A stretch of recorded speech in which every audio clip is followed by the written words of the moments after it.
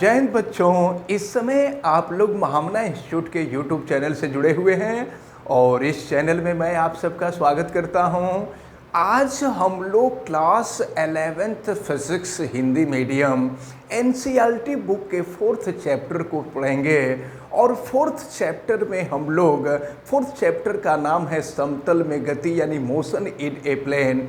तो इस चैप्टर के अंतर्गत आज हम लोग भौतिक राशियों के बारे में पढ़ेंगे, फिर भौतिक राशियों के प्रकार के बारे में पढ़ेंगे, अदिश राशियाँ, सदिश राशियाँ और फिर इसके साथ साथ हम लोग स्थित सदिश, विस्थापन सदिश और इससे रिलेटेड अन्य चीज़ों के बारे में हम लोग पढ़ेंगे। तो सबसे पहले हम आपको भौतिक राशियों के बारे में बताने जा रहे हैं, यानी फिजिकल क्वांटिटीज के बारे में बताने जा रहे हैं। भौतिक राशियाँ क्या हैं? ऐसे समझ लीजिए, वे राशियाँ जिनकी हमारे दैनिक जीवन में सदैव आवश्यकता होती है, उन्हें ही हम भौतिक राशियाँ कहते हैं। भौतिक राशियाँ दो प्रकार की होती हैं। एक होती है, पहली राशियाँ होती हैं अदिश राशियाँ, अदिश राशियाँ, और दूसरी जो राशियाँ होती हैं अदिश राशियों को हम कहा करते हैं स्केलर क्वांटिटीज, स्केलर क्वांटिटीज। और दूसरी जो राशियाँ होती हैं वो होती हैं सदिश राशियाँ यानी वेक्टर क्वांटिटीज।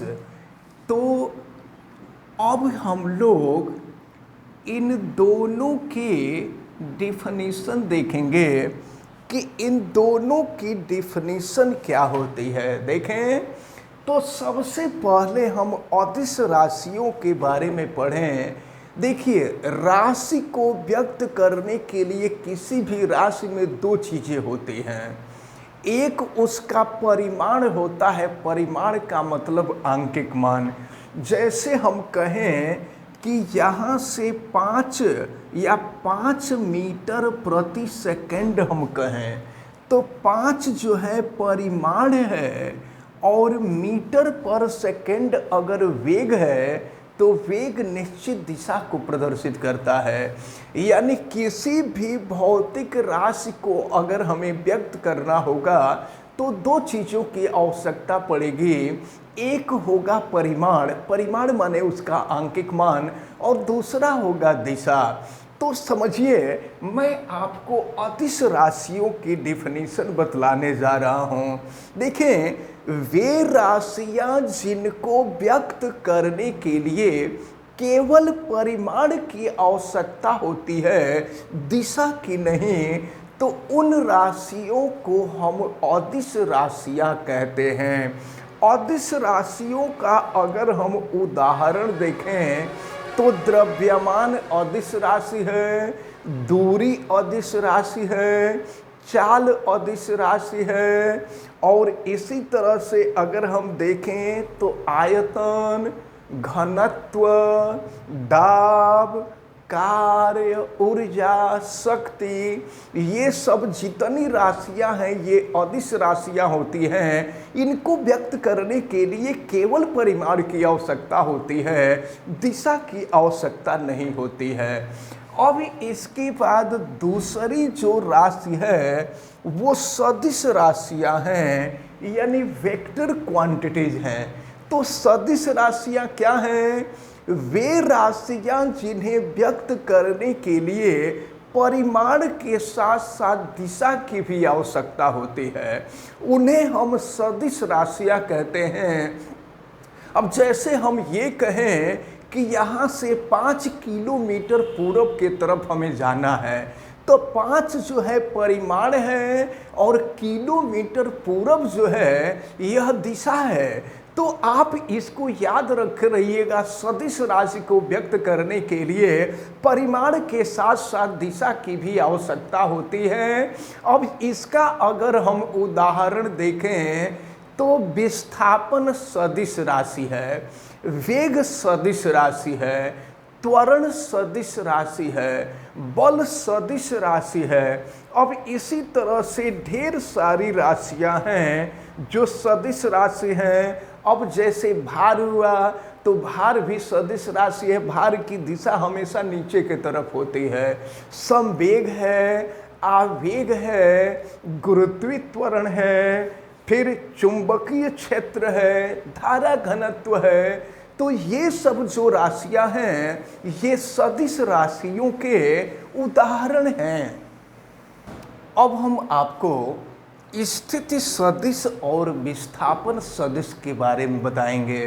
देखें, जब किसी कण की स्थिति सदिश दिखाना होता है तो कण की स्थिति सदिश दिखाने के लिए उसको यक्ष अक्ष और वाई अक्ष पे दिखाते हैं। तो आपको पता है कि ये यक्ष अक्ष है और ये होता है वाई अक्ष। ये वाई अक्ष है और यक्ष अक्ष तथा वाई अक्ष का जो कटान बिंदु होता है वो मूल बिंदु होता है। मूल बिंदु को इंग्लिश में ओरिजिन कहते हैं और ओरिजिन को ओ से प्रदर्शित करते हैं। अब अगर हम मान लेते हैं कि ये जो एक्स वाई तल है, इस एक्स वाई तल पर कोई कण है, कोई कण है जो बिंदु P पर स्थित है। तो अब अगर O के सापेक्ष उसकी स्थिति सदिश देखनी हो तो ये O से P को हम मिला देंगे। तो ये जो OP होगा, वह कण P की स्थिति सदिश कहलाएगा। और स्थिति सदिश को हम नॉर्मली वेक्टर R से प्रदर्शित करते हैं। लेकिन अगर ये पहला कण है तो पहले कण की स्थिति सदिश को हम वेक्टर R1 से प्रदर्शित करते हैं। अब अगर हम मान लेते हैं कि कोई दूसरा कण Q है तो दूसरे कण Q की स्थिति सदिश याद रखे रहिएगा। किसी कण की स्थिति सदिश दिखाना होगा तो स्थिति सदिश को हमेशा मूल बिंदु O के सापेक्ष दिखाएंगे। तो अब ये दूसरा कण की Q है और दूसरे कण Q की स्थिति सदिश अगर हमको दिखानी होगी तो हम O से Q को मिला देंगे। तो ये OQ जो है बिंदु Q की स्थिति सदिश है। अब जरा ध्यान पूर्वक देखें, अब चूंकि OP को हम वेक्टर R1 से प्रदर्शित किए थे, अब ये OQ है तो OQ को ये दूसरा सदिश है, हम OQ को वेक्टर R2 से प्रदर्शित कर दे रहे हैं। अब देखिए ये तो स्थिति सदिश हो गया, लेकिन अगर विस्थापन सदिश हमको दिखाना हो तो विस्थापन सदिश का मतलब P से Q के बीच का विस्थापन। विस्थापन सदिश का मतलब यही होता है कि P से Q का विस्थापन, यानी ये जो वेक्टर PQ होगा ना, वेक्टर PQ को हम कहेंगे विस्थापन सदिश। तो ये याद रखे रहिएगा कि पहले कण की स्थिति सदिश दिखाते हैं, दूसरे कण की स्थिति सदिश दिखाते हैं और दोनों के बीच की सीधी दूरी निकाल देते हैं, तो ये विस्थापन सदिश हो जाया करता है। अब जरा ध्यान पूर्वक देखें, ये देखिए O से P के तरफ तीर है, फिर P से Q के तरफ तीर है। तो अगर हम देखें तो O से P और P से Q का जो जोड़ होगा वो OQ के बराबर होगा। देखिए यहाँ हम लिख रहे हैं, ये है वेक्टर OP, ये O से P और फिर P से Q, तो प्लस ये है वेक्टर OQ। तो देखिए इसका और इसका जब दोनों को जोड़ेंगे तो दोनों का जो जोड़ होगा वह OQ के बराबर होगा।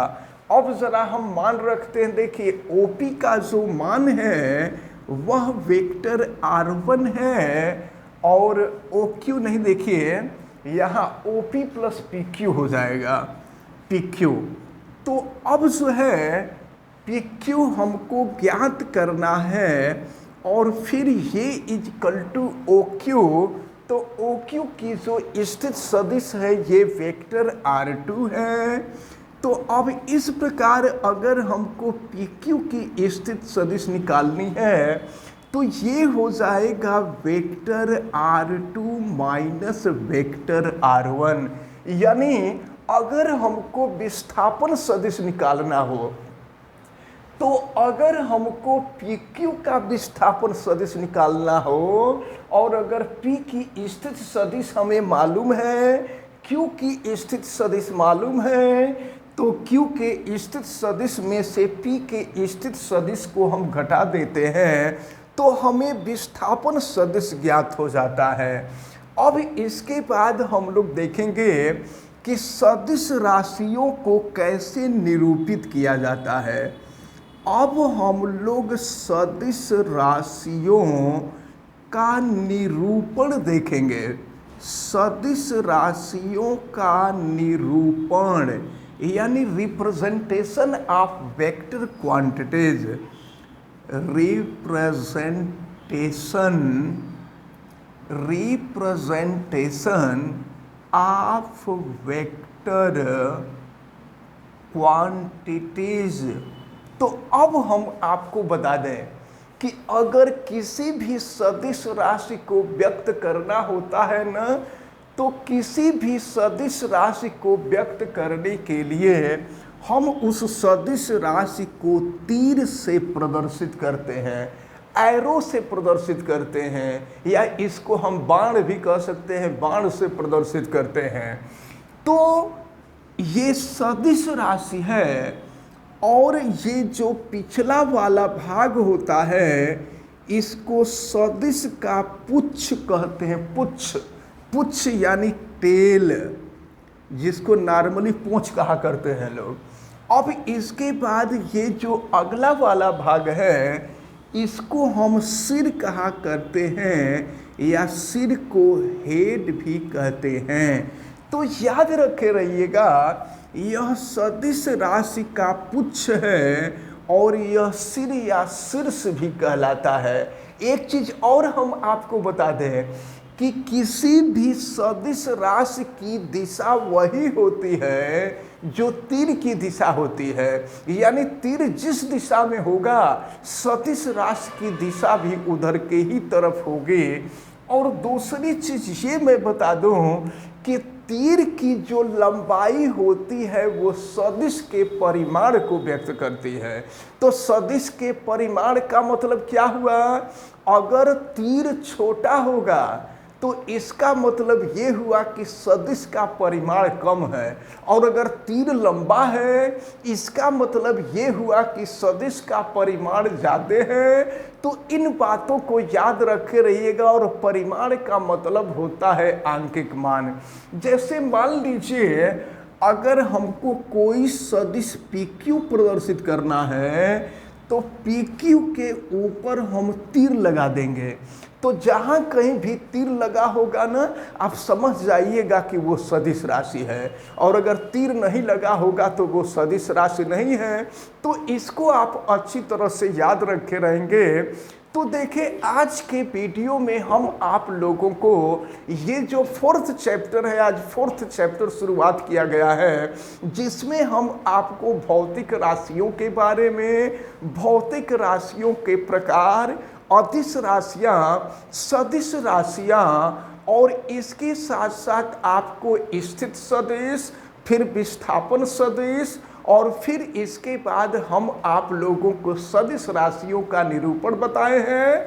इसको आप अच्छी तरह से तैयार किए रहिएगा। और हमें उम्मीद है कि आज जितनी भी बातें आपको बताई गई हैं ये सारी बातें आपको अच्छी तरह से समझ में आई होंगी। आप वीडियो को लाइक ज़रूर कीजिएगा और अगर चैनल पे नए हैं तो चैनल को सब्सक्राइब भी कीजिएगा। चैनल सब्सक्राइब करने के लिए यूट्यूब पर महामना इंस्टीट्यूट को सर्च कीजिए और फिर रेड कलर के सब्सक्राइब वाले बटन को क्लिक कर दीजिए, चैनल सब्सक्राइब हो जाएगा। अगर किसी प्रकार की कोई दिक्कत समझ में आती है तो आप हमें कमेंट करके ज़रूर बतावें। वीडियो को मैक्सिमम स्टूडेंट तक शेयर करें ताकि मैक्सिमम स्टूडेंट इस इम्पॉर्टेंट टर्म को अच्छी तरह से समझ सकें और बेल आइकन को भी प्रेस करें तथा उसको ऑल पे कर दें ताकि प्रतिदिन पढ़ने वाले वीडियो की सूचना आपको मिलती रहे। आप सभी लोगों का बहुत बहुत धन्यवाद। जय हिंद।